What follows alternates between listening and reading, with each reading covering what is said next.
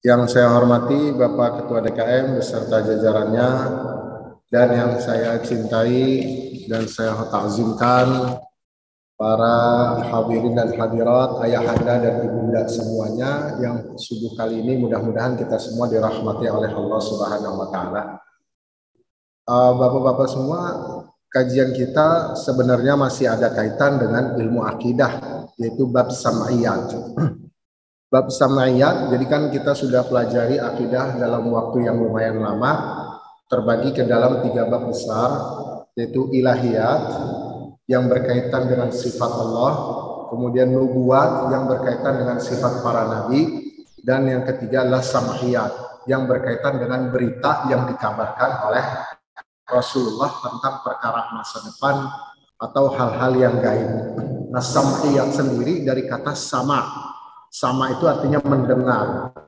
Maksudnya kan gimana bab ini dinamakan pendengaran?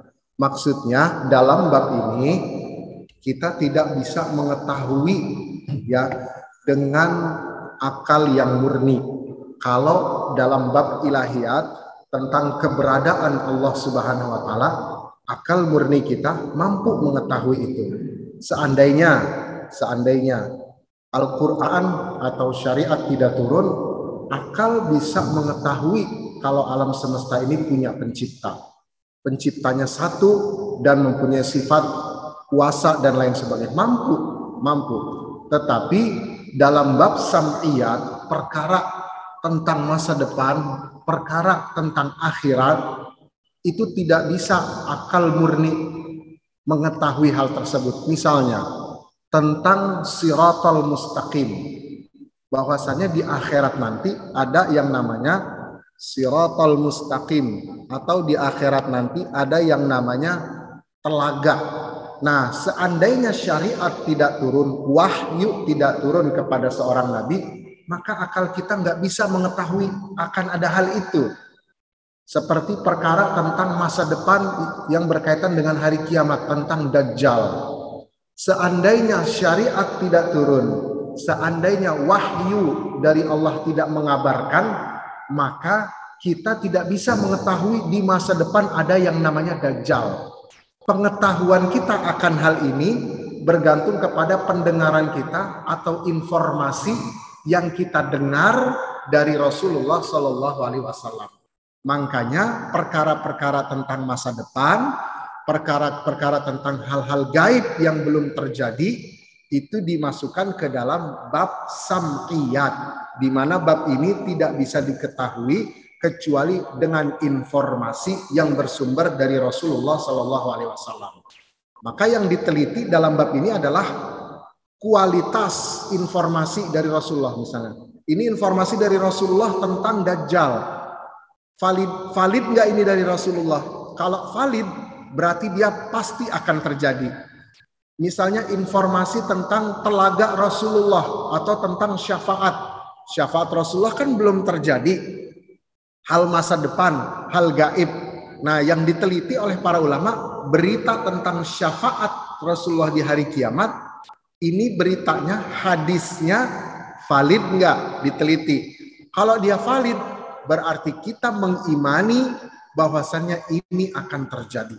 Nah, salah satu dalam bab sam'iyat adalah yang berkaitan dengan akhir zaman, yang berkaitan dengan tanda-tanda hari kiamat. Maka di sini kita sebenarnya masih mempelajari tentang bab sam'iyat. Hanya saja dalam bab sam'iyat yang berkaitan dengan tanda akhir zaman, itu membutuhkan metode khusus dalam memahaminya. Ya, kayak misalnya nanti kiamat, tanda kecil, tanda menengah, dan tanda besar. Gimana kita cara memahaminya? Dan bagaimana tanda ini muncul? Dari kapan tanda ini muncul? Nah, ini butuh metode. Artinya, dalam pembahasan kita kali ini masih terhadap bab sam'iyat, tetapi plus dengan metode yang lain. Metodenya ini dinamakan fikih tahawulat dan sunnatul mawaqif. Jadi kalau dibilang ada yang namanya fikih tahawulat, apa sih yang dinamakan fikih tahawulat? Bapak-bapak semua, fikih itu secara bahasa artinya faham. Memahami sesuatu dengan detail, terperinci, itu namanya fikih. Makanya ilmu fikih itu dinamakan fikih. Kenapa? Karena ilmu itu berbicara ya tentang perkara yang detail yang harus difahami. Kayak misalnya, ketika kita lagi sholat, kita mengangkat tangan sampai segini, kemudian sejajar dengan ini, itu kan perkara-perkara yang detail. Kemudian dari mana dasarnya kita bisa mengangkat tangan gini? Dasarnya dari hadis ini, begini, dan seterusnya. Makanya ilmu fikih dinamakan fikih karena berdasarkan pada pemahaman. Nah, ini fikih tahawulat adalah fikih dari kata faham, memahami tahawul. Tahawul ini arti secara bahasa adalah perubahan, ya, proses perubahan dari satu keadaan kepada keadaan yang lain. Jadi kita memahami satu keadaan A berubah menjadi B. Maksudnya gimana? Jadi Rasulullah SAW dulu mengabarkan bahwasannya akan terjadi begini. Misalnya A, B, C. Ya. Kemudian A, B, C-nya ini diibaratkan oleh seseorang misalnya. Atau misalnya datang kepada Rasulullah seseorang dengan wujudnya, dengan ciri khasnya. Kemudian Rasulullah tafsirkan itu adalah fitnah. Berarti di sini ada perubahan, yaitu seseorang dalam bentuk orang, person, yang kemudian suatu hari nanti berubah menjadi fitnah bagi umat Islam. Berarti ada tahawul. Tahawul di sini perubahan dari jasad seseorang, dari jasmani menjadi fitnah, menjadi sifat. Nah, bagaimana cara kita memahami ini? Sekarang inilah yang dibahas di dalam fikih tahawulat. Berarti memahami perkara-perkara tentang akhir zaman yang itu berubah unsurnya, dari unsur manusia berubah jadi unsur fitnah. Yang misalnya permisalan tentang seorang perempuan melahirkan kemudian berubah menjadi perubahan akhlak. Nah, ini yang dipelajari dari fikih tahawulat. Ini berkaitan dengan akhir zaman. Kemudian sunnatul mawaqif. Mawaqif di sini apa artinya? Mawaqif itu secara bahasa adalah sikap. Jadi sunnah dalam bersikap. Jadi dalam menghadapi fitnah, Rasulullah SAW itu sudah mengajarkan bagaimana cara kita bersikap. Jadi kan Rasulullah mengabarkan dari zamannya akan terjadi di akhir zaman fitnah berupa ini. Kemudian kadang-kadang diibaratkan oleh Rasulullah seperti seseorang. Kemudian nanti seseorang di akhir zaman akan berubah menjadi fitnah. Nah, bagaimana kita selaku kaum muslimin mengambil sikap ketika menghadapi fitnah itu? Maka di sini dinamakan sunnatul mawaqif. Nah, ilmu yang membahas ini dinamakan juga ilmu fikih tahawulat atau sunnatul mawaqif atau ilmu tentang akhir zaman. Jadi di dalam agama Islam ada beberapa ilmu inti nanti yang akan kita sampaikan. Ada 4 inti ilmu yang harus diketahui oleh kaum muslimin. Nah, ilmu tentang fikih tahawulat secara istilah ini baru muncul sekarang. Ya, yang diprakarsai oleh As-Sayyid Al-Habib Abu Bakar Al-Mashhur. Beliau salah seorang ulama besar yang kini hidup di Mekah. Ya, beliau seorang ulama besar dengan banyak tulisan-tulisannya dan keilmuannya diakuin oleh ulama muslimin. Jadi kalau kita mau lihat seseorang menghukumi beliau ini, keilmuannya diakuin nggak di dalam agama Islam? Lihat apakah dia diakuin oleh ulama kita, ulama Islam dalam keilmuannya atau tidak. Jadi yang menjadi takar seorang itu ulama adalah pernyataan atau kesaksian dari ulama lain, bukan dari gelar orang awam. Beda kalau orang awam kan tidak mengerti. Ibaratnya seorang dokter dikenal sebagai dokter, yang memberi gelarnya ya harus dokter, harus yang dia mengerti, maka dia dokter yang resmi. Begitu juga seorang ulama, alim, yang mengujinya harus ulama, harus alim, bukan dia gelar dari orang-orang awam yang kemudian menggelari dia sebagai ulama. Karena tidak sah seorang dokter digelari dokter. Dapat gelarnya dari mana? Ya dijulukin aja sama masyarakat, nggak bisa. Harus diuji dulu dengan dokter lagi. Nah, begini juga dengan Al-Habib Abu Bakar Al-Mashhur beliau keilmuannya sudah teruji dan diakui oleh ulama dunia. Nah, beliau ini memprakarsai istilah baru. Saya katakan istilah baru. Kenapa? Karena pada dasarnya hal ini tuh sudah ada dari sejak zaman Rasul. Cuman istilah dengan kata fikih tahawulat itu belum ada, istilah itu muncul dari zaman Rasul. Ya sama lah seperti ilmu tajwid. Kayak misalnya mad tabi'i kita belajar. Emang dulu Rasulullah ngajarin ini mad tabi'i, mad jaiz munfasil, nggak ada istilah itu. Makanya kita tidak bisa katakan bid'ah itu semuanya sesat yang tidak pernah dilakukan Rasul. Kalau seperti itu berarti ilmu tajwid sesat. Karena dulu nggak pernah ada di zaman Rasul.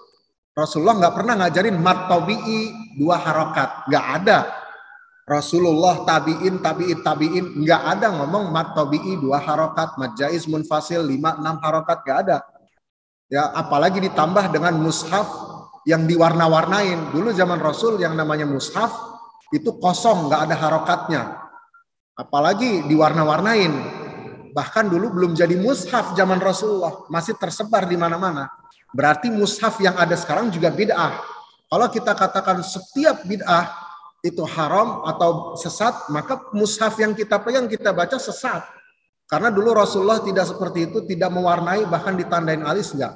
Maka di sini ada cara memahami gimana tentang bid'ah ini di sesi yang lain. Nah, ini istilah adalah istilah baru, ya, tapi maknanya, intinya sudah ada dari zaman Rasulullah Sallallahu Alaihi Wasallam. Nah, kenapa oleh Al Habib Abu Bakar Al Masyhur ini dikeluarkan istilah ini? Ya, motifnya adalah dari hadis Jibril yang terkenal. Ya, ini hadisnya nggak usah kita bahas sahih atau enggaknya karena masyhur. Hadis ini udah terkenal, siapapun tahu akan kesahihannya. Cuman yang mau saya sampaikan adalah kita merenungkan sedikit tentang hadis ini, ya. Pertama, apa aja komponen agama di sini. Yang kedua, dari sini kita bisa tahu motif Al Habib Abu Bakar Al Masyhur, ya, beliau mengeluarkan istilah namanya fikih tahawulat. Ya, jadi dulu ada hadis ketika Rasulullah Shallallahu Alaihi Wasallam duduk, ya, di satu majelis bersama para sahabat. Ya, di Masjid Madinah Al-Munawwarah, datanglah seorang, ya, yang sangat putih dan rambutnya hitam. Kalau dulu di zaman Madinah, ya, Madinah itu kota nggak terlalu besar. Ya, kalau kita sekarang kota Tangerang Selatan aja udah besar banget. Kalau zaman dulu yang namanya kota itu nggak sebesar sekarang. Kalau saya dulu di Kairo itu dia tuh di dalam benteng, jadi dikelilingin benteng. Jadi ibaratnya bentengnya tuh bulat lah, bentengnya tinggi, ya mungkin setinggi atap ini 30 meter lebih lah. Itu dikelilingin benteng. Yaitu luas Kairo paling kalau dilihat dari atas ya sebesar 2 kelurahan lah, 2 atau 1 kelurahan. Jadi nggak gede dan itu disebut kota. Itu zaman dinasti Fatimiyah, zaman Kairo yang udah lewat dari masa kenabian jauh. Di zaman Nabi kota lebih kecil lagi dari itu. Nah, artinya kalau kota itu kecil, cuma segede 1 kelurahan kurang, berarti satu sama lain tuh saling mengenal. Satu sama lain tuh pasti kenal. Makanya dulu ketika Rasulullah SAW sholat berjamaah, Rasulullah tahu siapa aja yang sholat. Rasulullah kenal siapa aja yang sholat. Nanti ada orang yang biasanya sholat jamaah terus nggak sholat jamaah, nanti ditanya sama Rasulullah kemana orang ini. Nah, kenapa? Karena pada waktu itu jumlah manusia belum sebanyak sekarang. Kota tidak sebesar sekarang. Nah, ini orang ketika para sahabat lagi berkumpul, orangnya asing. Orangnya asing, nggak dikenal di Madinah. Kan kalau orang asing yang nggak dikenal di satu kota yang biasanya mereka kenal, berarti ada 2 kemungkinan. Pertama, dia adalah seorang musafir, artinya seorang yang mengadakan perjalanan dari luar Madinah, kemudian ke Madinah singgah untuk beristirahat, ya, atau dia bukan manusia. Karena kalau manusia kan pasti kenal. Kalau nggak dikenal pasti dia musafir. Kalau dia bukan musafir, ya berarti dia bukan manusia. Jadi kemungkinannya nggak ada yang lain selain dua. Pertama, dia musafir. Kedua, dia bukan golongan manusia. Nah ini lagi kumpul para sahabat, muncul seorang yang sangat rapi, rambutnya hitam, bajunya ibaratnya gamisnya baru digosok lah. Lurus banget. Artinya kan kalau dia bukan dikenal harusnya musafir. Ya kan orang Madinah nih sahabat nggak kenal dia nih siapa nih? Pasti harusnya musafir dong yang dia singgah di Madinah. Tetapi kalau yang namanya musafir pasti ada tanda-tanda dia tuh lagi dalam safar. Tanda-tanda orang lagi dalam safar zaman Nabi itu gimana? Bajunya pasti kena debu. Pasti kotor sama debu karena di jalan gurun pasir. Pasti ada bekas-bekas debu. Pasti rambutnya juga nggak serapih orang yang baru mandi. Kemudian pasti kelihatan capek. Tapi ini orang yang muncul ini dia nggak kelihatan habis dari perjalanan.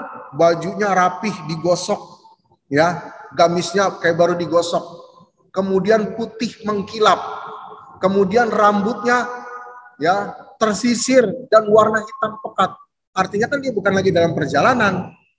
Tapi kalau dia bukan dalam perjalanan, siapa dia? Kita nggak kenal. Berarti ini mau nggak mau dari golongan lain selain manusia.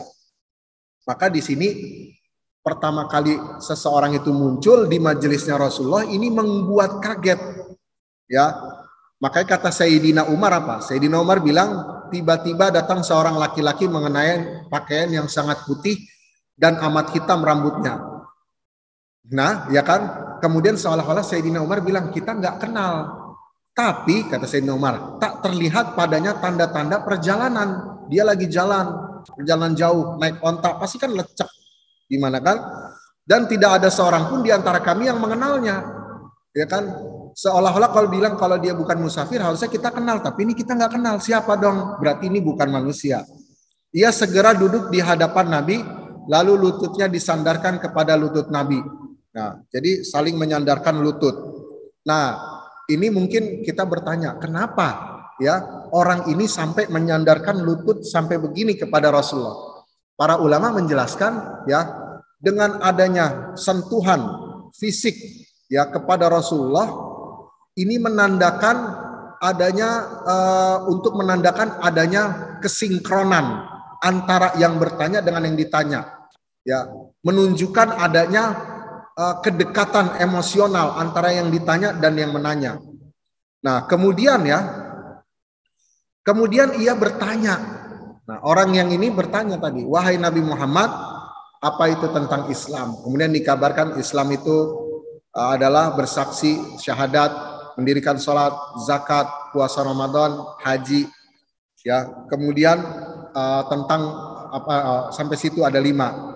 Kemudian orang yang bertanya ini bilang engkau benar.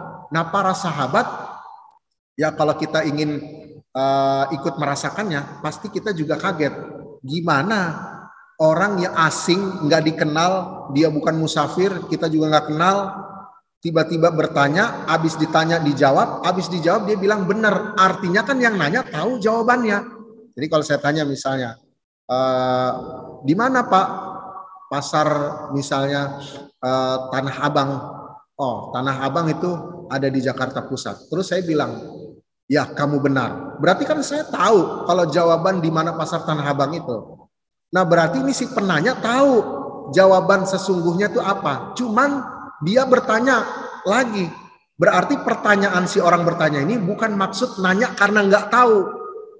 Dia nanya buat sesuatu yang lain. Kadang-kadang ya kalau dalam uslub bahasa Arab, gaya bahasa Arab, bertanya itu kadang-kadang bukan buat nanya sesungguhnya, bukan karena nggak tahu, tapi karena hal lain.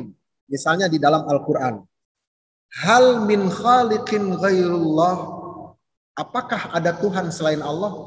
Di sini Allah Subhanahu Wa Taala bukan nanya, nggak tahu, nanya Nabi Muhammad, nanya kita, bukan karena Allah nggak tahu, bukan. Maksudnya ngingkarin bahwasanya apakah ada Tuhan selain Allah? Maksudnya nggak ada Tuhan selain Allah. Contoh kecil misalnya, saya mendidik anak dari kecil sampai gede, ya anak angkat lah taruh. Saya didik, saya sekolahin, kemudian saya kasih makan, saya kasih saku. Pas udah gede, tiba-tiba anak ini berlaku tidak sopan sama saya.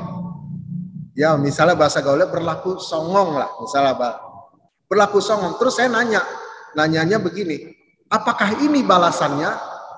Ini tuh sebenarnya bukan nanya, nggak perlu dijawab iya atau enggak. Ini tuh adalah satu pertanyaan yang maksudnya mengingkarin. Kamu tuh nggak pantas berbuat ini. Yang dari kecil saya didik, saya kasih makan, saya kasih ini nggak pantas berbuat ini. Tapi mengingkarinya dengan cara nanya. Jadi nanya di sini bukan maksud sebenarnya, bukan karena saya nggak tahu, bukan saya pingin jawaban iya atau enggak. Ya, apakah ini balasannya? Yang ditanya nggak perlu jawab, iya atau enggak. Bukan, itu tuh maksudnya ngingkarin. Jadi di dalam bahasa Arab ada satu gaya bahasa bertanya, tapi maksudnya bukan nanya, bukan karena nggak tahu, tapi karena hal lain. Salah satunya karena mengingkari, salah satunya karena mengajarkan. Ada yang lain dan sebagainya, ini dibahas di dalam ilmu sastra yang disebut dengan balaghah. Nah, orang yang bertanya kepada Rasulullah ini bukan maksud dia nggak tahu, dia mau nanya. Dia maksudnya ada sesuatu yang lain. Apa maksudnya? Nanti akan dikabarkan oleh Rasulullah. Jadi yang nanya ini tahu jawabannya, berarti dia ada maksud lain. Nah, kita tahu dari mana kalau yang nanya ini tahu jawabannya? Buktinya dia bilang engkau benar. Nggak mungkin seseorang itu bisa tahu benar atau salah kecuali kalau dia udah tahu. Nah, di sini kan nanya, wahai Rasulullah, wahai Muhammad, kabarkan kepadaku tentang Islam. Dijawab oleh Nabi Muhammad, Islam itu engkau bersyahadat, kemudian puasa, zakat, sholat, puasa, zakat, dan berhaji. Kemudian dia bilang, engkau benar. Oh, berarti dia tahu dong jawabannya. Kalau dia tahu jawabannya, untuk apa dia nanya? Berarti dia nanya bukan karena nggak tahu, berarti karena hal lain. Makanya para sahabat di sini dalam redaksi hadisnya bilang, fa'ajibna lahu. Kami kaget, kami takjub. Kok dia nanya, tapi dia bilang benar. Berarti kan dia tahu. Berarti dia nanya bukan karena nggak tahu, gitu. Kemudian dia menanyakan lagi, kabarkan kepadaku ya tentang iman. Ya, iman engkau beriman kepada Allah, dan maksudnya apa? Di sini sedikit saya singgung. Kan Rasulullah ditanya apa itu iman. Kemudian Rasulullah bersabda, iman itu engkau beriman kepada Allah, kepada malaikat, kepada kitab, kepada Rasul, kepada hari kiamat, dan kepada qada dan qadar, takdir. Di sini kayak ada jawaban yang enggak bahasa mantiknya tuh daur. Daur itu circle. Jadi kan ditanya, iman itu apa? Iman itu engkau beriman. Iman itu apa? Engkau beriman. Jadi seolah-olah jawabannya seakan-akan muter. Jadi kalau misalnya saya ditanya, apa itu manusia? Manusia itu adalah misalnya makhluk, ya, atau manusia adalah manusia yang berpikir. Saya ditanya apa itu manusia, saya jawab manusia yang berpikir. Saya kan nanya lagi, manusia itu apaan? Kan jadinya circle, muter. Jadi Rasul ditanya, apa itu iman? Iman itu engkau beriman. Loh, apa itu iman? Iman itu engkau beriman. Kan seakan-akan circle. Nah, di sini bagaimana pemecahan masalahnya? Kata para ulama, Rasulullah menjawab tidak dengan definisi. Kalau menjawab dengan definisi, itu harus dengan kata yang lain. Kayak misalnya, apa itu manusia? Berarti saya nggak bisa jawab manusia itu dengan kata manusia lagi. Karena kan manusia lagi ditanya. Kalau dia saya jawab dengan manusia lagi, apa itu manusia? Manusia itu adalah manusia yang berpikir. Berarti nanti jadinya circle. Itu kalau saya jawab dengan definisi. Tapi di sini Rasulullah tidak menjawab dengan definisi. Rasulullah itu menjawab dengan kaitan. Jadi apa itu iman? Iman itu artinya tasdik. Tasdik itu mempercayai, membenarkan. Jadi maksudnya apa itu yang harus kita percayai? Apa itu yang harus kita benarkan? Maksudnya di situ. Maka Rasulullah menjawabnya dengan yang berkaitan, bukan dengan definisi apa itu membenarkan. Tapi apa yang harus dibenarkan, apa yang harus dipercayai.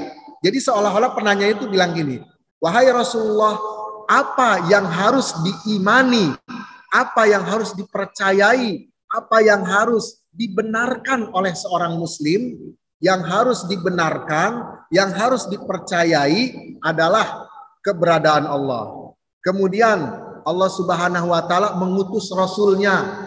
Kemudian Allah Subhanahu wa taala menurunkan kitabnya. Kemudian Allah Subhanahu wa taala akan menjadikan hari kiamat. Kemudian Allah Subhanahu wa taala akan mempunyai qada dan qadar. Kemudian Allah Subhanahu wa taala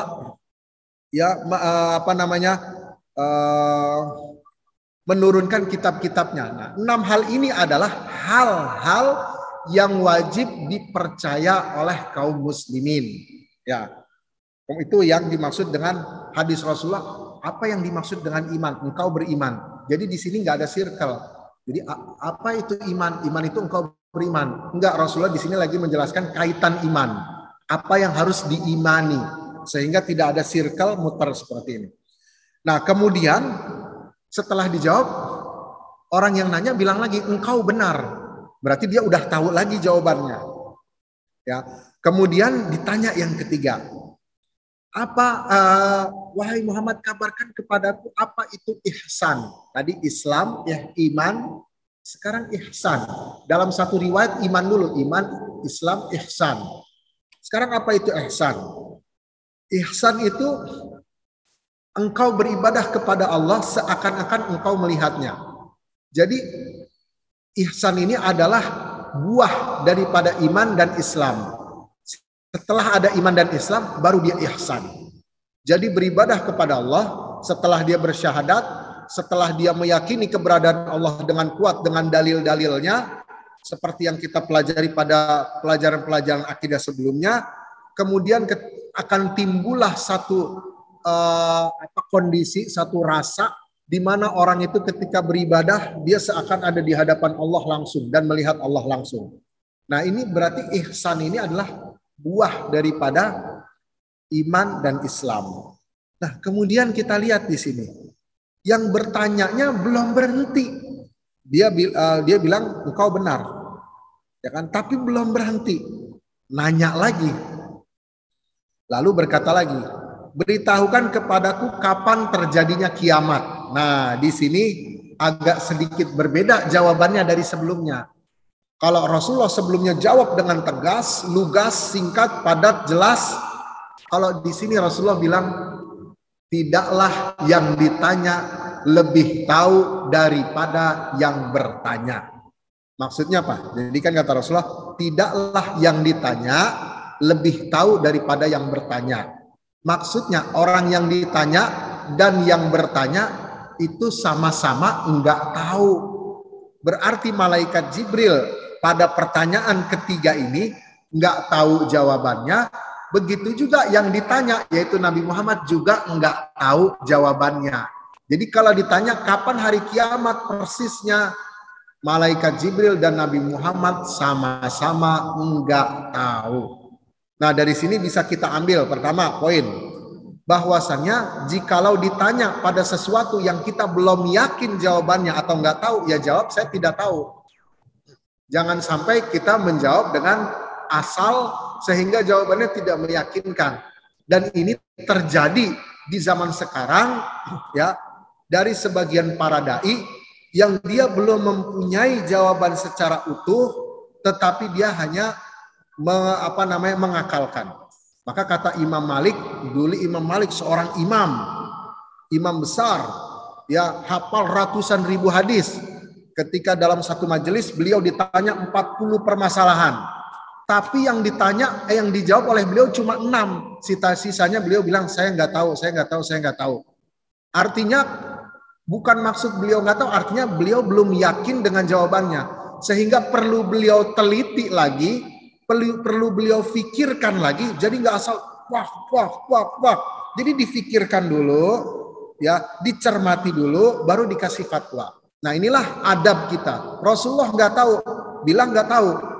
Jadi ketidaktahuan kita bilang nggak tahu, padahal yang kita nggak tahu itu bukanlah aib. Tapi yang aib kita menjawab yang nggak tahu, itu adalah aib. Makanya kalau dalam bahasa Arab itu ada namanya istilah jahlun murakkab. Jahlun murakkab itu bodoh yang bertingkat. Kalau kita ditanya gitu, Kamu tahu nggak pasar Tanah Abang? Nggak tahu. Bodohnya simple, satu. Tapi kalau saya jawab, kamu tahu nggak pasar Tanah Abang? Oh ya tahu, itu yang ada di London. Berarti bodohnya ada dua. Pertama dia nggak tahu, yang kedua dia nggak tahu kalau dia nggak tahu, repot. Nah, ini jadi repot. Bodohnya dua kali. Ini namanya dalam bahasa Arab jahlun murakkab. Jadi lebih simple ngadepin orang yang bodohnya satu level dibandingkan yang dua level. Karena yang dua level repot benerinnya. Pertama dia nggak tahu, yang kedua dia nggak tahu kalau dia nggak tahu. Wah repot dah. Ini ngadepin begini udah repot. Makanya Rasulullah mengajarkan kita ketika kita nggak tahu jawab saya tidak tahu. Itu lebih selamat. Apalagi dalam permasalahan agama. Kalau sekarang ini saya lihat beberapa dai kadang-kadang tidak takut untuk menjawab tanpa difikirkan dulu. Jawab. Apalagi pada perkara yang belum diyakini. Dia tahu dengan yakin 100%. Nah ini bahaya. Nah di dalam hadis ini Rasulullah mengajarkan yang nggak tahu jawab tidak tahu. Rasulullah menjawab mal mas'ulu anha bi'a'lama minas sa'il.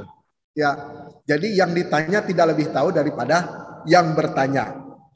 Kemudian malaikat Jibril seorang bertanya itu belum berhenti nanyanya, pingin nanya lagi.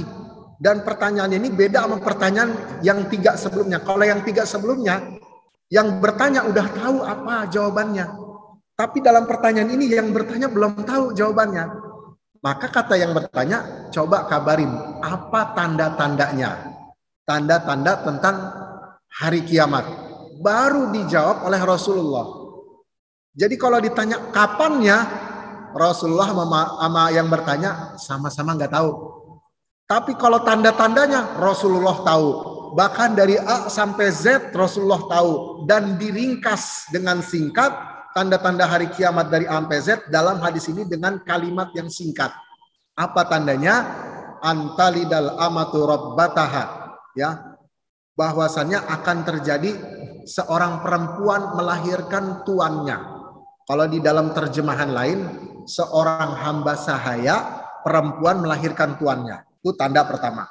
Tanda kedua, wa antarul uratal hufatal ala ri'a asyah yatatawaluna fil bunyan.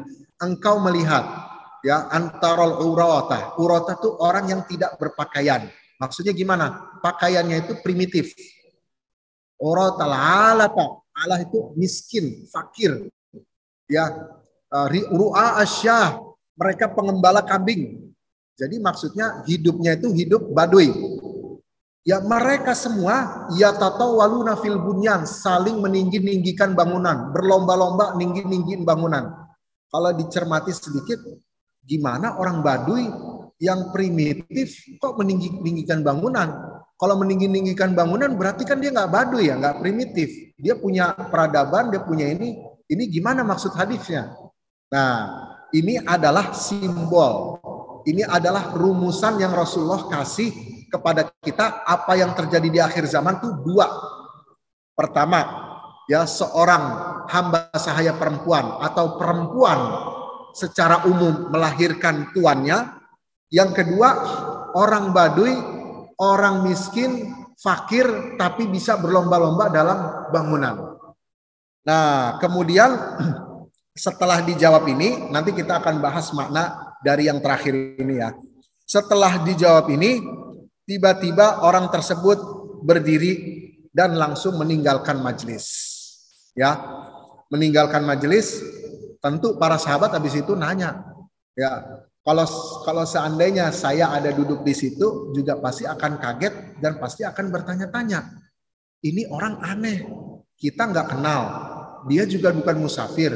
Tiba-tiba duduk ya berhadapan di depan Rasulullah menyandarkan kakinya. Kemudian dia bertanya, habis bertanya dia bilang benar, berarti kan dia udah tahu. Pas pertanyaan yang terakhir dia nggak tahu. Habis itu tiba-tiba dia berdiri dan tiba-tiba dia meninggalkan majelis. Kan kayak aneh ya. Kenapa ini? Ada apa? Pasti semua yang di majelis bertanya. Ya, kemudian yang paling bingung wajahnya adalah Sayyidina Umar. Maka ditanya oleh Rasulullah, wahai Umar, tahu nggak siapa yang bertanya tadi? Ya, Kemudian Sayyidina Umar juga nggak sok tahu. Sayyidina Umar nggak tahu, maka dibilangnya Allah dan Rasulnya lebih tahu. Jadi nggak dijawab, oh dia itu ini ya, nggak nebak-nebak. Tapi Sayyidina Umar bilang Allah dan Rasulnya tahu. Maksudnya Sayyidina Umar nggak tahu. Emang kalaupun Sayyidina Umar mau nebak-nebak bisa, tapi kan jawabannya nggak 100% benar, hanya tebak-tebakan. Berarti Sayyidina Umar bilang hanya Allah dan Rasulnya yang tahu. Artinya Sayyidina Umar, saya nggak tahu wahai Rasulullah. Kemudian kata Rasulullah, itu adalah Jibril. Ya, Jibril datang untuk mengajarkan agama kalian. Nah, ini redaksi Rasulullah. Jadi Jibril datang untuk ngajarin agama. Nah, yang harus digarisbawahi adalah berarti ajaran agama itu terangkum dalam hadis ini. Ajaran agama kita terangkum dalam hadis ini. Maka kemudian kata para ulama apa? Rukun agama itu ada 4. Rukun agama ya. Jadi kalau dalam versi kita kaum muslimin, dalam versi Al-Quran yang namanya agama itu cuma 1, Islam. Selain Islam itu nggak disebut agama. Din itu cuma Islam. Selain Islam itu bukan din. Buktinya apa? Di dalam surat Al-Imran. Inna dina indallahil Islam. Jadi kalau diartiin secara harfiah, sesungguhnya agama di sisi Allah cuma, ada kata cuma, hanya Islam. Ingat di garis bawahi kata hanya. Kalau saya bilang gini, yang datang ke masjid hanya Umar. Berarti yang selain Umar dia nggak datang ke masjid. Kalau saya bilang yang datang ke masjid Umar, boleh jadi selain Umar datang, boleh jadi Utsman datang, boleh jadi Ali datang. Tapi ketika saya bilang yang datang ke masjid cuma Umar, yang datang ke masjid hanya Umar, artinya selain Umar nggak datang. Ketika Allah berfirman agama di sisi Allah hanya Islam, berarti selain Islam bukan agama. Ya, ini menurut terminologi kita. Jadi kita kaum muslimin mengatakan selain Islam bukan agama. Dikatakan millah. Ini terminologi kita. Beda nanti kalau kita bicara dari terminologi yang lain. Nanti agama ada 5, itu terminologi lain. Tapi selaku kaum muslimin kita punya terminologi. Agama itu cuma 1, Islam. Selain Islam bukan agama. Dalilnya apa? Inna dina indallahil Islam. Agama hanya Islam. Berarti selain Islam bukan agama. Maka di sini ketika saya bilang rukun agama, maksudnya ya kita Islam, bukan agama secara umum. Nah, rukun agama berdasarkan hadis yang tadi, ya itu ada 4 berarti iman. Kan Rasulullah ditanya tentang iman. Pertama, nah tadi kan ditanya, apa itu iman? Iman itu engkau beriman. Maksudnya, apa yang harus kita imani? Apa yang harus kita percayai? Yang harus kita percayai, engkau percaya Allah itu ada. Dengan cara engkau berpikir tentang alam semesta ini, mustahil ini terjadi dengan sendirinya, maka engkau akan yakin alam semesta ini ada pencipta, yaitu Allah. Ini perkara tentang iman. Nah, yang perkara tentang iman ini kemudian oleh para ulama disusun babnya, dibuat istilah, menjadilah dia ilmu akidah. Kemudian Rasulullah tadi ditanya tentang apa? Tentang Islam. Apa itu Islam? Rasulullah menjawab, engkau bersyahadat, engkau melakukan sholat, engkau melakukan zakat. Artinya Islam itu harus terpenuhi komponennya. Kalau dia hanya syahadat tapi dia mengingkari kewajiban sholat, maka dia bukan Islam. Kalau dia sholat 5 waktu, sholat berjamaah, tapi mengingkari kewajiban zakat, dia bukan Islam. Kalau dia sholat dan zakat, tapi dia mengingkari kewajiban puasa Ramadan 30 hari, maka dia bukan Islam. Kalau dia sholat, zakat, puasa Ramadan 30 hari, tapi dia mengingkari kewajiban haji, maka dia bukan Islam. Nah, berarti Islam itu rukunnya tadi yang 5, semuanya harus terpenuhi ya dengan syarat-syaratnya. Nah, yang mempelajari tentang ini kemudian oleh para ulama dibukukan, dibuat istilah menjadilah ilmu fikih. Jadi ilmu fikih ini kemudian yang mengatur sholat, zakat, puasa dan seterusnya. Kemudian dalam hadis tadi Rasulullah ditanya tentang ihsan. Bagaimana ibadah kita biar lebih terasa, biar akhlak kita lebih bagus. Artinya Islam itu bukan cuma sekedar iman dan fikih saja, tapi juga ada akhlak, juga ada suluk, ada ibaratnya spiritual. Yang mengatur spiritual ini dinamakan ihsan. Rasulullah ditanya tentang ihsan. Karena kalau seorang yang spiritualnya bagus, maka dia akhlaknya akan bagus. Dan inilah inti sebenarnya dari agama. Nah, yang membahas tentang ini dinamakan dengan ilmu tasawuf. Jadi kalau ditanya ilmu tasawuf itu apa? Ya ilmu tentang ihsan, tentang akhlak. Ya, ilmu tentang suluk. Misalnya di dalam tasawuf dibahas apa itu riya, apa itu kiber, sombong, apa itu tawadu. Ya, kalau di dalam ilmu tasawuf tuh man asbata li nafsihi tawaduan fahuwal mutakabbiru haqqan. Nah, ini dalam ilmu tasawuf. Siapa yang mengaku-ngaku dirinya tawadu, maka sesungguhnya dia sombong. Karena dia sombong dengan ketawaduan. Oh, saya mah tawadu. Berarti dia sombong dengan ketawaduannya. Berarti dia nggak tawadu, sombong. Nah, itu dibahas di mana? Di ilmu tasawuf. Kayak misalnya apa? Ya, saya melakukan ibadah. Kalau di depan orang lain tuh semangat aja. Itu riya apa bukan ya? Kalau nggak ada orang lain kok saya nggak semangat ya. Itu riya apa bukan ya? Nah, ini semua dibahas di dalam ilmu tasawuf. Jadi yang ngebahas tentang akhlak, ngebahas tentang suluk, itu di dalam ilmu tasawuf. Nah, para ulama kebanyakan berhenti sampai di sini. Iman, Islam, ihsan. Sering kita dengar, iman, Islam, ihsan. Iman, Islam, ihsan. Di dalam kitab-kitab fikih. Tetapi kata Al-Habib Abu Bakar Al-Masyhur, sebenarnya rukun agama nggak berhenti di situ. Karena Rasulullah belum berhenti ditanya. Belum berhenti ditanya oleh malaikat Jibril tadi. Pertanyaannya masih berlanjut. Tentang apa? Tentang hari kiamat. Jadi pengetahuan akan hari kiamat, tentang tanda-tanda hari kiamat juga merupakan rukun daripada agama. Jadi kalau kita tanya rukun dari agama itu ada berapa? Ada 4. Karena dulu Rasulullah ditanya pada 4 perkara. Kemudian Rasulullah bilang, ini malaikat Jibril ngajarin agama kalian. Berarti agama tersusun dari 4. Pertama iman, Islam, ihsan, dan mengetahui tanda-tanda hari kiamat.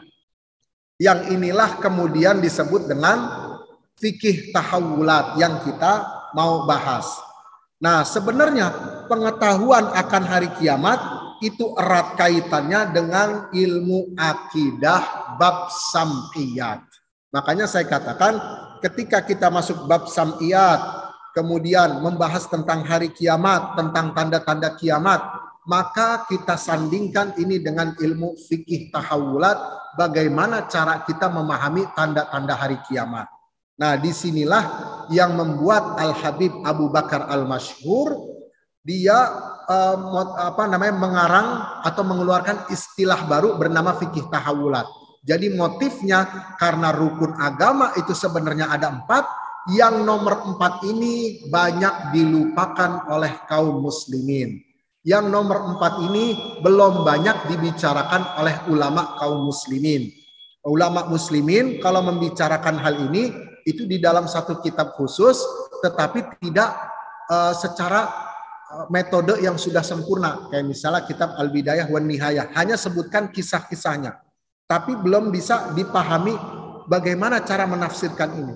Maka inilah muncul dengan namanya fikih tahawulat. Nah, ini akan kita pelajari yang mempelajari tentang tanda-tanda akhir zaman.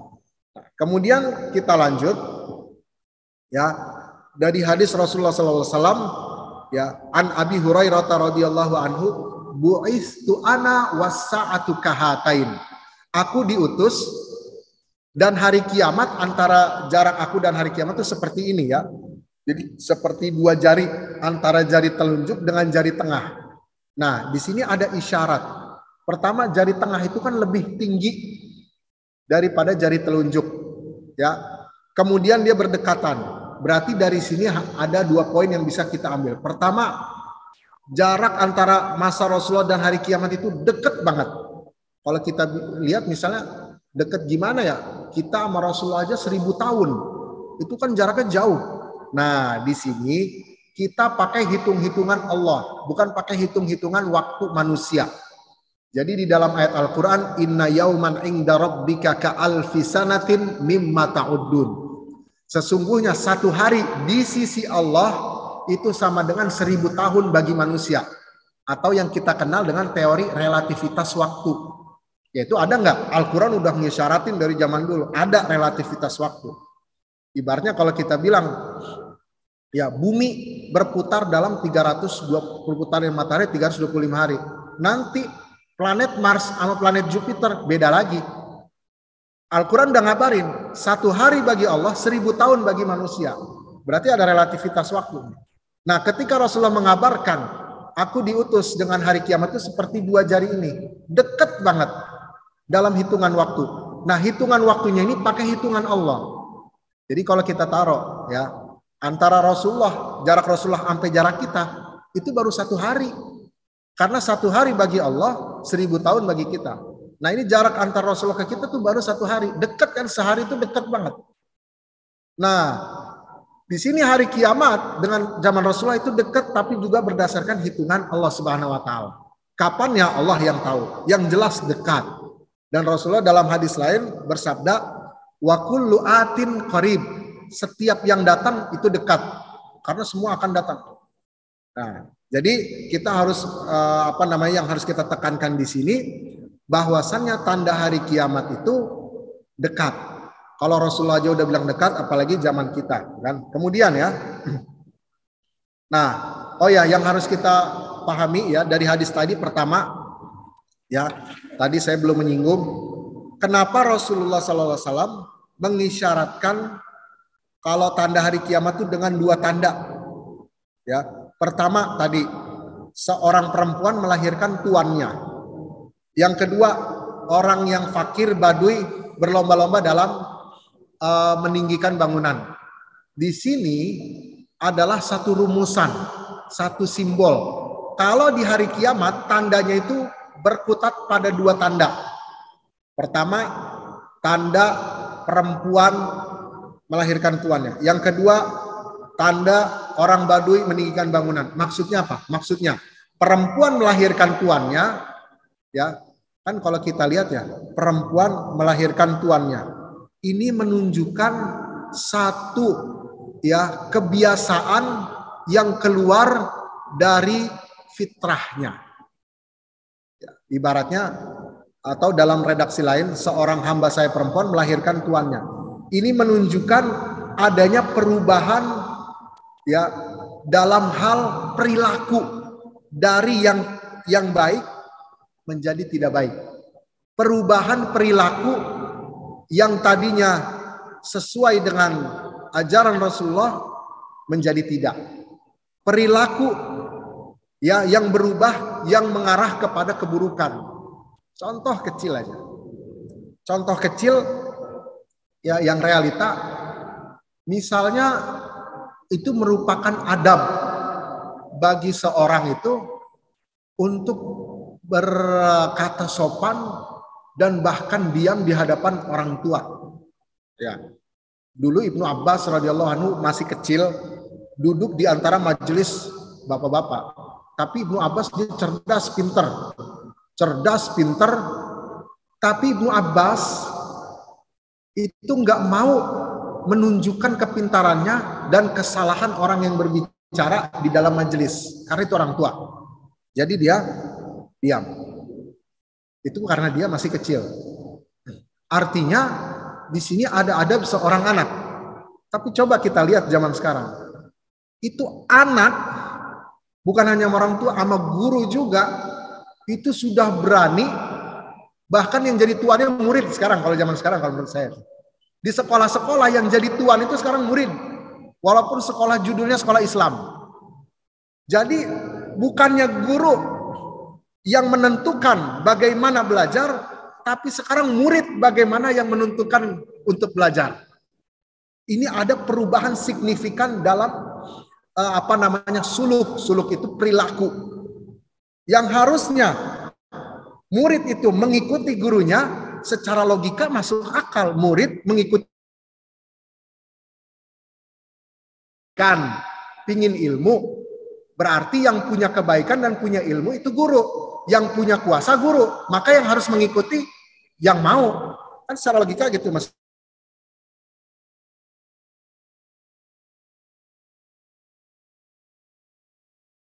Yang harus mengikuti muridnya. Bahkan kalau enggak, ada yang kita lihat lapor polisi, masukin penjara. Ini juga termasuk tanda perubahan perilaku. Tanda kiamat juga ini. Walaupun judulnya sekolah Islam, boarding school. Perilakunya berubah udah. Dan ini kita lihat sekarang. Kan? Jadi intinya dari yang pertama ini adalah perubahan perilaku. Di mana oleh Rasulullah dirumuskan, diibaratkan seperti seorang perempuan melahirkan tuannya. Ibaratnya ibu yang udah capek mengandung, udah menyusuin, udah lemah, ketika mengandung ngidam-ngidam, malah dia ngelahirin tuannya yang nyuruh dia, malah ngelahirin tuan yang ngatur-ngatur dia. Bagaimana gak sakit hati? Berarti di sini ada perubahan perilaku. Harusnya anak yang diatur ibu, kan logikanya begitu.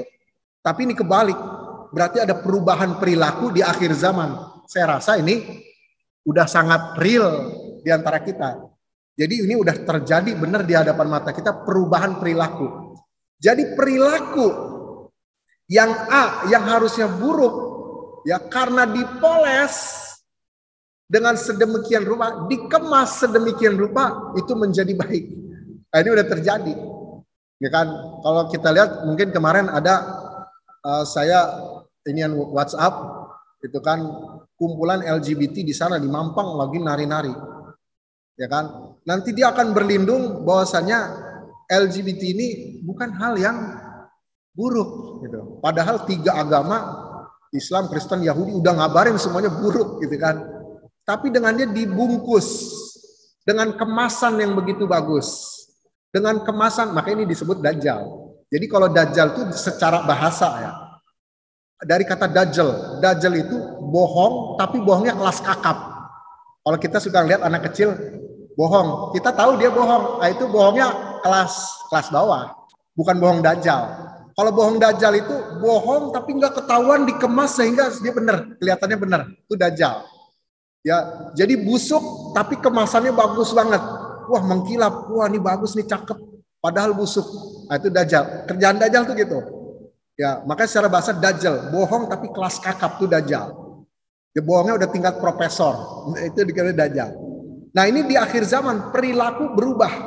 Yang baik jadi buruk tapi dikemas dengan sedemikian rupa sehingga kelihatan bagus. Nah, itu kejadian. Kita udah melihat sekarang lah. Jadi ada banyak realita-realita dari hadis bahwasannya perempuan melahirkan tuannya. Itu sudah banyak. Yang kedua adalah orang-orang fakir Baduy mulai mendingin-dinginkan bangunan. Nah, kata Al-Habib Abu Bakar Al-Masyhur dalam tafsiran ini, ya, meninggikan bangunan itu kembali kepada ekonomi. Kembali kepada ekonomi, karena dia kan membangun pasti butuh ekonomi, butuh uang, butuh ini. Artinya di zaman pada waktu itu ada perubahan ekonomi secara besar-besaran. Ada perubahan siklus ekonomi secara besar-besaran. Ada perubahan aktivitas perekonomian secara besar-besaran.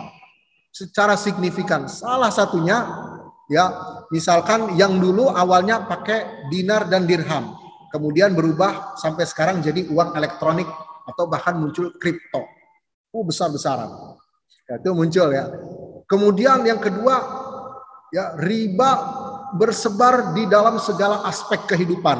Bahkan dalam satu hadis, orang yang tidak melakukan riba di zaman itu kena debunya. Artinya nggak ada lagi orang buat menghindar dari riba. Ini kalau ngebahas riba di pembahasan lain. Ini kita ngebahas tentang tanda-tanda kiamat. Jadi orang yang nggak berbuat riba kena debunya. Jadi di zaman itu di mana siklus perekonomian berubah besar dan dikendalikan oleh satu pihak. Nah, jadi kata Al-Habib Abu Bakar Masyhur, di hari kiamat tandanya tuh secara garis besar tentang hari kiamat 2 tanda besar. perubahan perilaku manusia, dan kedua perubahan perekonomian secara signifikan. Ini dua tanda kiamat. Kalau dua ini sudah terjadi perubahan signifikannya, berarti ini menandakan kalau hari kiamat sudah dekat.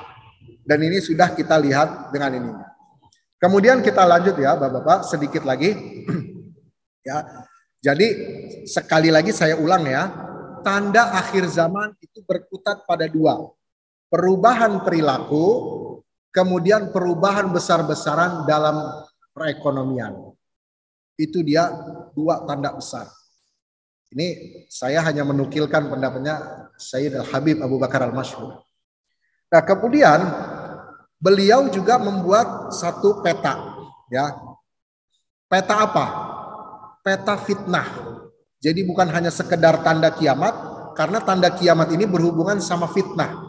Fitnah itu kalau dalam bahasa Indonesia menuduh orang tanpa bukti. Itu dalam KBBI. Tapi fitnah dalam bahasa Arab itu maksudnya bencana ujian besar. Jadi di akhir zaman ya ada ujian besar bagi umat Islam. Ada fitnah besar bagi umat Islam. Salah satu fitnah besarnya adalah Dajjal. Ini yang paling besar. Tapi ada fitnah-fitnah yang lain. Seperti fitnah kaum-kaum. Nah ini Rasulullah SAW sudah mewasiatkan kepada kita akan fitnah ini dan bagaimana cara kita mensikapi. Ya, oke, kita lihat simbol pertama fitnah di zaman Rasulullah SAW. Ya, di sini ada hadis ya, hadisnya sangat serem gitu. Mudah-mudahan kita nggak termasuk. Karena kalau kita baca tentang tanda-tanda dan fitnah akhir zaman, kalau saya baca tuh rasanya dalam hati, apakah ini termasuk saya ya? Mudah-mudahan jangan gitu. Kita jangan sampai menjadi tanda hari kiamat. Pertama ya, diriwayatkan dari Anas bin Malik. Kata Anas bin Malik apa? Dulu kita ketika di zaman Rasulullah, kita pernah takjub dengan seseorang tuh karena ibadah dan kesungguhannya. Jadi karena dia ngeliat orang ini ahli ibadah, sungguh-sungguh dalam ibadah, wah kita takjub. Kemudian mereka sampaikan hal ini kepada Rasulullah. Ya, kemudian Rasulullah SAW ketika lagi diceritain tentang laki-laki itu yang rajin ibadah, kemudian laki-laki itu sungguh-sungguh dalam ibadah, muncul tiba-tiba di majelisnya Rasulullah. Kata para sahabat, ini dia orangnya wahai Rasulullah. Kemudian kata Rasulullah apa? Qala innakum latukhbiruni an rajulin inna ala wajhi saf'atun minasyaitan. Engkau itu lagi ceritain kepadaku tentang satu laki-laki yang di wajahnya itu ada kilatan dari kilatan setan. Wah, sahabat kan bingung. Dia kan ahli ibadah, luar biasa ibadahnya. Tapi kok dibilang ada kilatan setan di wajahnya. Ini gimana sih? Gitu kan? Jadinya bingung. Rasulullah ngomong seperti itu. Ya, fa aqbala hatta waqafa alaihim wa lam yusalli. Sampai laki-laki itu masuk ke majelisnya Rasulullah dan enggak ngucapin salam sama sekali kepada Rasulullah, langsung sholat. Ya. Jadi biasanya kan para sahabat, "Assalamualaikum ya Rasulullah." Ini enggak, langsung masuk. Kemudian kata Rasulullah SAW, "Ansyadtuka billah hal qulta hina waqafta 'alal majlis ma fil qaumi ahadun afdalu minni au akhir minni." Qala Allahumma na'am. Ya, kemudian Rasulullah SAW bertanya kepadanya, apakah di majelis ini ada orang yang lebih baik daripadaku? Rasulullah bertanya kepadanya. Dia jawabnya, "Na'am, ya ada yang lebih baik dari engkau wahai Rasulullah." Maksudnya dia nunjuk diri dia. Nah di sini bahaya nih. Jadi dia ahli ibadah, orang-orang ngelihatnya dia, wah masya Allah, sholatnya ininya. Tapi pas begitu dikabarin Rasulullah dan Rasulullah ngelihat, oh ini orang di wajahnya ada kilatan daripada syaitan. Maksudnya secara zahir dia ahli ibadah, tapi di dalamnya syaitan.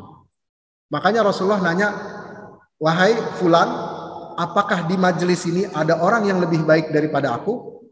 Harusnya nggak ada orang yang lebih baik dari Rasulullah. Allah sendiri yang ngabarin nggak ada yang lebih baik daripada Rasulullah. Nah, orang ini jawab, ya ada yang lebih baik daripada Rasulullah. Berarti dia menentang daripada zahir Al-Quran. Berarti dia menentang daripada maksud Al-Quran. Walaupun secara zahir dia beribadah luar biasa sampai para sahabat kagum. Kemudian apa yang terjadi? Summa dakhala yusalli. Kemudian dia cuek masuk langsung sholat. Faqala Rasulullah sallallahu alaihi wasallam. Kemudian Rasulullah bersabda setelah dia masuk ke dalam masjidnya. Rasulullah ada di luarnya. Kata Rasulullah di depan para sahabat. Sahabatnya waktu itu ada 3 orang. Pertama Sayyidina Abu Bakar, Sayyidina Umar, dan Sayyidina Ali. Sayyidina Utsman nggak ada. Jadi 3 orang. Kata Rasulullah pas orang ini masuk sholat bilang apa? Man yaqtulur rajul. Siapa yang bisa bunuh orang itu? Sahabat makin bingung. Lah, dia kan masuk buat sholat. Ngapain Rasulullah merintahin saya buat bunuh dia? Kemudian kata Sayyidina Abu Bakar, karena Abu Bakar As-Siddiq adalah orang yang taat sama Rasulullah. Sami'na wa ata'na. Kata Abu Bakar As-Siddiq, ana ya Rasulullah. Aku yang akan bunuhnya. Kemudian, fadakhala alaihi fawajadahu qa'iman yusalli. Kemudian Sayyidina Abu Bakar masuk ke dalam ruangan orang tersebut dan ngelihat orang tersebut lagi sholat, lagi berdiri sholat. Allahu Akbar. Tsumma dakhala yusalli. Kemudian faqala subhanallah. Aqtulu rajulan yusalli. Pas ngelihat Abu Bakar As-Siddiq lagi ngelihat orang tersebut lagi berdiri sholat, Abu Bakar As-Siddiq nanya dirinya sendiri, subhanallah, apakah saya harus membunuh orang yang lagi sholat? Akhirnya dia nggak jadi bunuh. Padahal tadi Rasulullah udah ngomong siapa yang bunuh orang tersebut. Padahal di awal udah jelas Rasulullah siapa yang bisa bunuh orang tersebut. Tapi Sayyidina Abu Bakar pas ngelihat dia lagi sholat berdiri, Sayyidina Abu Bakar bilang, subhanallah, bagaimana saya membunuh orang yang lagi sholat? Ingat nih, padahal perintah Rasulullah buat bunuh. Tapi Sayyidina Abu Bakar terkecoh. Ingat, terkecoh. Perintah Rasulullah bunuh. Perintah Rasulullah awal tuh begitu. Tapi Sayyidina Abu Bakar, subhanallah, apakah saya harus membunuh orang yang lagi sholat? Maka seakan-akan di sini Rasulullah memerintahkan sesuatu yang tidak semestinya. Padahal itu tidak akan terjadi. Rasulullah itu pasti memerintahkan yang semestinya. Tapi di sini Sayyidina Abu Bakar terkecoh. Karena dia lagi sholat. Allahu Akbar. Wah, gimana nih? Akhirnya galau. Balik lagi, nggak jadi bunuh. Ya kan? Kemudian, wa qad naha Rasulullah sallallahu alaihi wasallam an qatlil musallin. Dalam hatinya Sayyidina Abu Bakar bilang, Rasulullah kan melarang kita untuk membunuh orang yang sholat, membunuh orang yang lagi sholat. Nggak mungkin ini. Jadi, wah dia gamang. Akhirnya balik lagi, ya kan? Fakharaja, balik lagi. Faqala Rasulullah SAW, ketika Rasulullah tahu Abu Bakar nggak jadi ngebunuh, Rasulullah bilang lagi, man yaqtulur rajul. Siapa yang bisa ngebunuh orang yang tadi? Kemudian Sayyidina Umar bilang, ana ya Rasulullah. Ya, aku wahai Rasulullah. Sayyidina Umar udah pede, aku deh. Abu Bakar As-Siddiq nggak bisa, udah saya aja. Sayyidina Umar masuk, ya. Sayyidina Umar masuk, ya.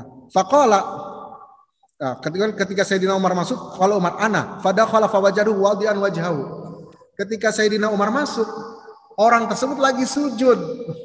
Tadi kan Sayyidina Abu Bakar lagi berdiri, sekarang lagi sujud. Faqala Umar, Abu Bakar afdalu minni, ya kan? Fakharaja, kata Sayyidina Umar, Abu Bakar itu orang yang lebih baik daripadaku. Maksudnya apa? Ya, maksudnya Abu Bakar aja yang lebih mulia daripada aku nggak mampu membunuh orang tersebut lagi dalam keadaan sholat, apalagi saya, kata Sayyidina Umar. Sayyidina Umar nggak jadi bunuh, dia keluar. Padahal perintah awal Rasulullah, siapa yang membunuh orang tersebut, siapa yang bisa bunuh. Tapi nggak mampu dia keluar. Faqala Rasulullah SAW, mah. Faqala wajadtuhu wadi'an wajhahu. Ya, kemudian kata Rasulullah, kenapa kamu nggak bunuhnya? Kata Sayyidina Umar, ya Rasulullah, aku menemukan dia lagi dalam keadaan sujud. Bagaimana saya mau bunuh dia? Fakarihtu an aqtulah. Aku nih nggak mampu untuk bunuh dia lagi dalam keadaan sujud. Kemudian Rasulullah bersabda lagi, man yaqtulur rajul. Siapa lagi yang bisa? Sayyidina Ali. Sayyidina Ali berdiri, ana ya Rasulullah. Qala anta in adraktahu. Qala fadakhala aliyun fawajadu qad kharaj. Pas Sayyidina Ali masuk, ternyata orang tersebut udah keluar. Jadi pas Sayyidina Ali masuk, udah nggak ada orangnya. Tapi kata Rasulullah, engkaulah Sayyidina Ali yang bisa membunuh dia kalau engkau masih menemukan dia. Tapi ternyata pas Sayyidina Ali masuk, itu orang udah nggak ada pergi. Itu orang udah meninggalkan masjid, udah hilang. Jadi intinya dari ketiga orang ini yang berhasil membunuh fitnah, membunuh orang tersebut, sebenarnya Sayyidina Ali. Hanya saja Sayyidina Ali nggak diberi kesempatan oleh Allah Subhanahu wa taala membunuh orang tersebut. Jadi di sini dalam hadis ini ya, kemudian Rasulullah bilang, qala wajadu qad kharaj. Kata Sayyidina Ali, ya Rasulullah, aku udah menemukan orang tersebut, udah pergi. Jadi nggak mampu saya bunuh. Kemudian kata Rasulullah, lau qutila makhtalafi fi ummati rajulan kana awwalahum wa akhirahum. Ya. Jadi seandainya itu orang berhasil dibunuh, maka umatku tidak akan terpecah belah. Jadi sebenarnya orang yang di dalam yang lagi sholat itu sebenarnya fitnah. Dia itu syaitan, fitnah suatu zaman nanti, tapi berbentuk person. Ya, fitnah yang oleh Allah Subhanahu wa taala dijadikan seperti seorang. Jadi kalau kita renungkan, akan ada nanti di akhir zaman orang ya yang dia dalam keadaan zohirnya itu, Masya Allah ahli ibadah. Masya Allah dia menzohirkan Islam begitu hebat. Tetapi di dalamnya sebenarnya setan, dia memecah belah umat. Tapi secara zohirnya, wah sholat jamaahnya, Masya Allah. Bahkan sampai hitam mungkin di jidatnya. Bahkan mungkin sampai tempat sujudnya cekung. Tapi di dalamnya itu sebenarnya syaitan. Nah ini Rasulullah ngabarin. Dan para sahabat nggak mampu buat membunuhnya. Jangankan kita. Para sahabat nggak mampu. Yang mampu Sayyidina Ali. Itu pun Sayyidina Ali nggak dikasih kesempatan oleh Allah. Jadi akan ada fitnah seperti ini. Kalau kita lihat kaum, ya kan Rasulullah bilang, seandainya itu dibunuh, maka tidak akan ada perpecahan di umatku, di mana orang yang awal akan melaknat orang yang akhir akan melaknat awal. Orang yang awal akhir melaknat yang awal. Jadi orang sekarang ngelaknat orang dulu. Wah dulu nih dia begini. Maksudnya bagaimana? Jadi ada satu kaum, ya dia mengaku ahli ibadah, paling berpegangan sama agama, tapi kemudian dia mencela salafus saleh, mencela orang-orang yang sudah lalu. Zaman sekarang ada Pak, mencela para imam mazhab. Imam mazhab, Imam Syafi'i, Ibnu Hambal, Abu Hanifah, hafal Quran dari umur 5 tahun, 7 tahun. Hafal ratusan ribu hadis. Datang sekarang satu kaum, baru belajar Islam seminggu, hafal hadis terjemah, langsung bilang ini Imam Abu Hanifah nggak sesuai sunnah. Allahu Akbar, ya Allah. Ini bagaimana? Ini fitnah akhir zaman ini. Ini bilang Imam Syafi'i tidak sesuai sunnah. Imam Syafi'i hafal ratusan ribu hadis. Hidup di masa tabi'in. Datang sekarang orang yang baru belajar 1 minggu. Udah bilang ini Imam Syafi'i nggak sesuai sunnah. Allahu Akbar, ya Allah. Ini bagaimana fitnah. Zohirnya ahli ibadah. Zohirnya Masya Allah sholat jamaahnya nggak ketinggalan. Sholat tahajudnya luar biasa. Tapi zahirnya ingat di batinnya di sini syaitan. Maka ini termasuk dari fitnah akhir zaman. Nauzubillah. Jadi zahirnya Masya Allah. Wah kelihatan. Bahkan nanti ada hadis lain. Ya saya bacakan singkat ya untuk waktu. Hadis lain. Ketika Sayyidina Ali diutus oleh Rasulullah ke Yaman. Ngebagikan emas waktu itu. Dari perang. Ngebagiin emas kepada 4 orang. Ya. Kemudian orang-orang Quraisy ada yang iri. Engkau bagiin cuma 4 orang aja nih. Kita nggak dapat. Dari di antara mereka ada tiba-tiba ada seorang rajulun ghairul ainain. Orang yang matanya tuh kayak panda. Jadi sininya kayak panda, maksudnya gimana? Kalau dia mata kayak panda itu menandakan dia tuh banyak nangis, banyak zikir. Wah, matanya kayak panda. Musyriful wajnatain. Ini pipi, ini wajnah tuh ini.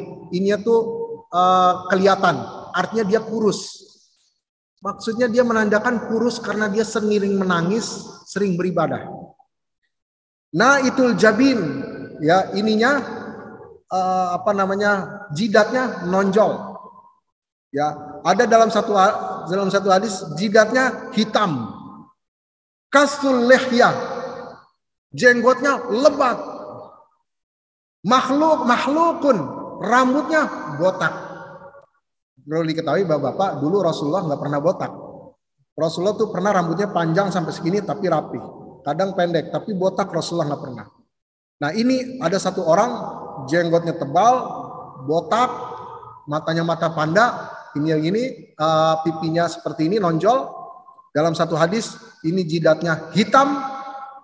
Apa bilang orang tersebut kepada Rasulullah? Orang tersebut bilang, ittaqillaha ya Muhammad.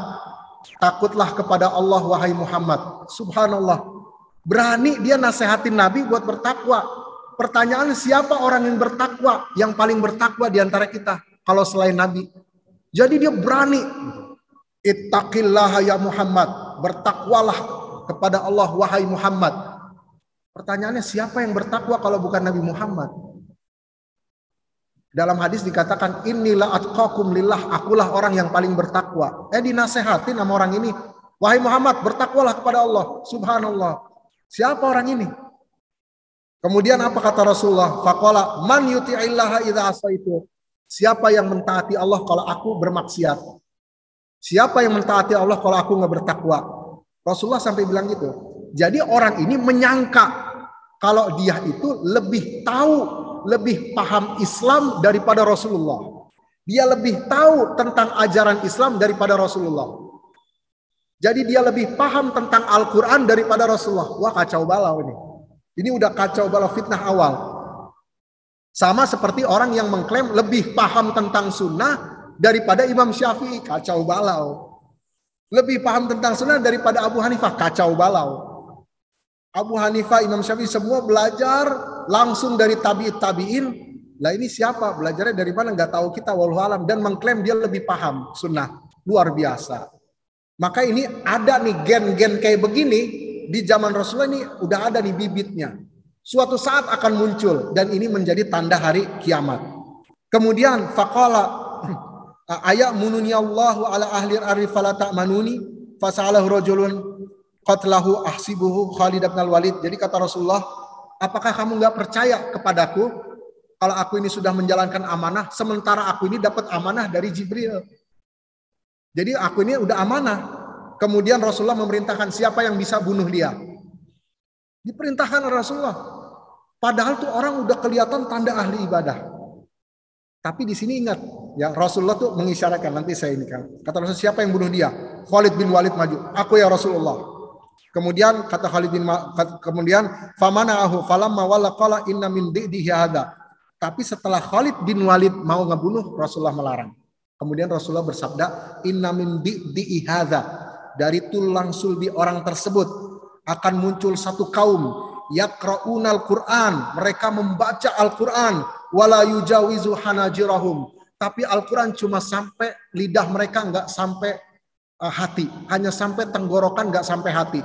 Jadi mereka kalau kita lihat baca Al-Qur'an, Masya Allah, baca Qur'an di mana-mana, tapi ingat Qur'annya hanya nyampe kerongkongan, enggak nyampe ke hati. Ini Rasulullah sabdanya begini, yamruquna minad-din, wah ini serem nih. Yamruquna minad-din kama yamruqus sahmu minar ramiyah. Mereka itu keluar dari agama seperti keluarnya anak panah dari busurnya. Jadi kalau kita gini, itu kan nggak mungkin kembali.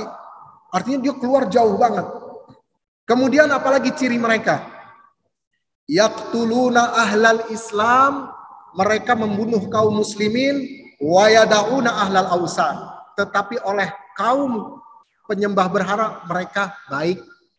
Sama penyembah berhala baik, tapi sama orang yang sama-sama bersyahadat galak, kafir, bid'ah, galak. Ini cirinya nih, galak, bahkan dikafirin, nggak segan-segan. Tapi kalau sama orang penyembah berhala baik dia, bahkan sama yang muslim Islam baik. Contoh, saya kasih contoh yang real. Saudi Arabia itu galak kepada orang-orang yang tidak setuju dengan pemikiran, tapi mereka kerjasama dengan orang yang memusuhi Islam, Amerika Serikat. Ini cirinya, ya kan? Jadi sama orang Islam galak, wah ini kafir, ini. Tapi sama orang-orang selain non Muslim, oh dia baik, kerjasama. Wah ini cirinya nih. Maka kata Rasulullah, yaqtuluna ahlal Islam, mereka ngebunuh orang-orang Muslim, tapi mereka meninggalkan orang-orang penyembah berhala. Ya, kemudian lain ana adraktuhum, Rasulullah yang bersabda, seandainya aku menemui mereka, la aqtulannahu qatla Ad, aku yang akan memerangi mereka seperti memerangi kaum Ad. Subhanallah, berarti ini Jadi Rasulullah SAW di sini menggambarkan ini pertama fitnahnya, fitnah akhir zaman. Jadi orang seperti ini. Kemudian dalam hadis 2 tadi kita sebutkan bahwasannya fitnah itu oleh Allah Subhanahu wa taala tetap diciptakan. Tetap Allah ini kan hidupkan agar ujian bagi umat Islam. Makanya tadi diperintahkan buat bunuh, nggak ada yang bisa bunuh. Makanya tadi diperintahkan Khalid bin Walid buat ngebunuh, pas mau ngebunuh dilarang Rasulullah. Dalam hadis lain ada Ibnu Sayyad yang dituduh sebagai Dajjal. Sayyidina Umar mau ngebunuh, kata Rasulullah, engkau nggak akan mampu. Karena memang Allah Subhanahu wa taala sengaja menciptakan fitnah itu sebagai ujian bagi kaum muslimin. Maka kita yang sudah mendapat petunjuknya, petunjuk Rasulullah, seharusnya bersyukur bagaimana cara kita bersikap. Baik Bapak-bapak, insya Allah kalau ada waktu kita akan lanjut lagi bagaimana tanda-tanda kiamat selanjutnya. Yang ini masuk ke dalam juga bab sam'iyat. Ya mudah-mudahan kita semua dijaga oleh Allah Subhanahu wa taala dari segala fitnah akhir zaman dan kita dimasukkan ke surga Firdaus bersama Nabi Muhammad SAW. Amin ya rabbal alamin. Yang benar hanyalah dari Allah, yang salah dari saya sendiri. Wa minallahi taufik. Wassalamualaikum warahmatullahi wabarakatuh. Oh ya. Pertama ini adalah surat An-Nasr idza jaa nasrullah.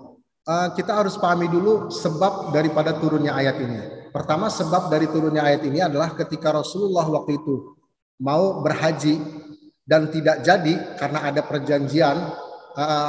Waktu itu karena perjanjian Hudaibiyah sudah selesai dan Rasulullah waktu itu mau ke Mekah, tapi nggak jadi karena oleh Allah Subhanahu Wa Taala belum diizinkan.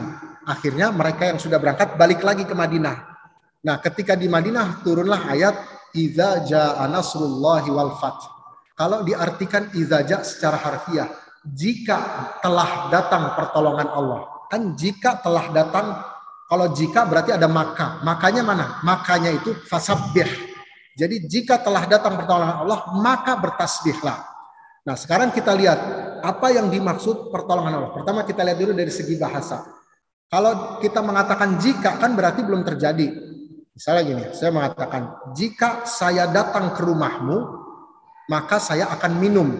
Tapi kan saya belum datang ke rumahmu. Jadi jika itu menunjukkan belum terjadi. Tetapi di dalam Al-Quran, kalau ada kata jika, tapi pakai kata iza, itu menunjukkan pasti terjadi. Jadi kalau jikanya pakai kata iza, pasti terjadi. Misalnya apa? Iza zulzilatil ardu zilzalaha. Jika digoncangkan bumi. Jadi bumi itu pasti nanti akan digoncangkan oleh Allah pada waktunya. Pasti. Beda dengan kata in. In itu artinya jika juga. Tapi boleh terjadi, boleh enggak. 50% terjadi, 50% enggak. Makanya orang yang janji itu pakainya katanya in. Bukan pakai kata iza. Insya Allah. Karena boleh terjadi, boleh enggak.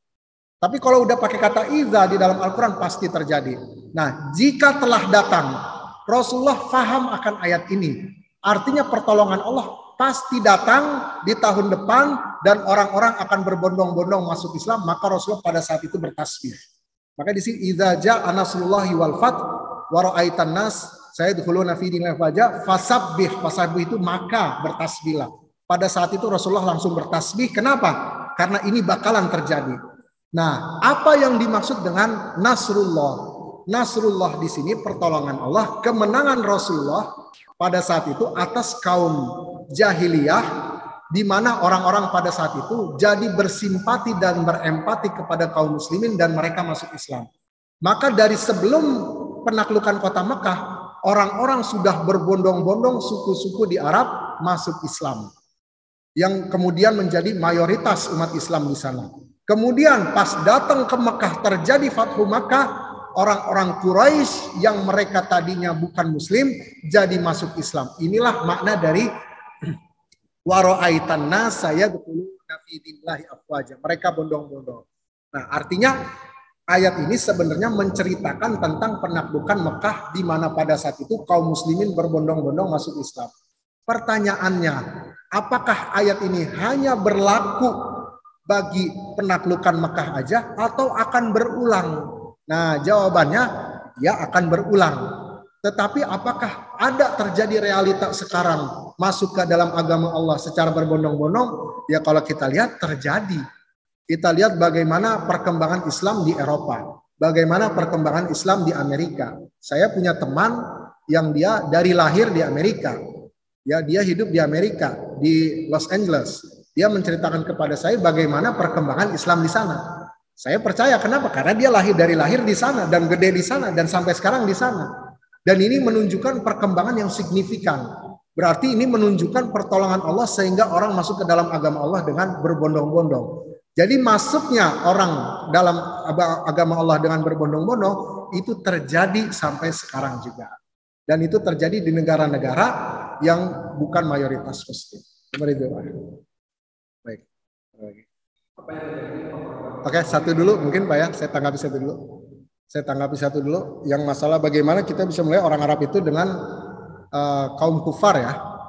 Sementara mereka dekat dengan Rasulullah. Bagaimana analoginya? Yang saya tanya dulu pertama, bagaimana logikanya dia bisa mengatakan orang Arab itu paling dekat dengan Rasulullah? Itu dulu pertama.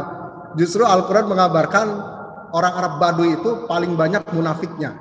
Ya, paling itu waqalatil a'rabu amanna kullan tu'minu walakin qulu aslamna. Jadi orang Arab Baduy itu mereka paling banyak nifak. Baduy itu, orang Arab Baduy itu yang mana sih? Bagian Najd. Jadi kalau Bapak-Bapak coba lihat di Google, ketik peta Najd gitu. Najd itu Baduy. Najd itu ada di timur Madinah, timur Mekah. Itu bagian situ tuh.